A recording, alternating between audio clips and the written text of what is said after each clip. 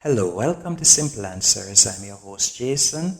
In this video, I'll be showing you how to fix Snapchat crashing on iPhone, or how to fix Snapchat keep on closing as soon as you open it on iPhone.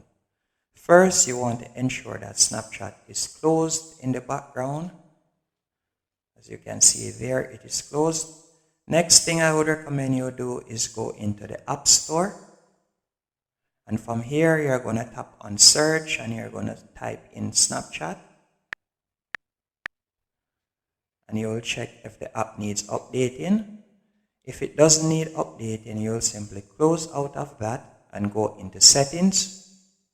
Then you're going to scroll down and select general. And from here, you're going to select iPhone storage. Then you're going to scroll down and select Snapchat. Then I would recommend that you tap on offload app. As you can see, this will simply refresh the app. And after you have done that, I would recommend that you restart the phone by simply turning it off and turning it on. And that normally helps. Hope you found this video helpful and informative. If you did, be sure to hit the like button and subscribe. And thank you for watching.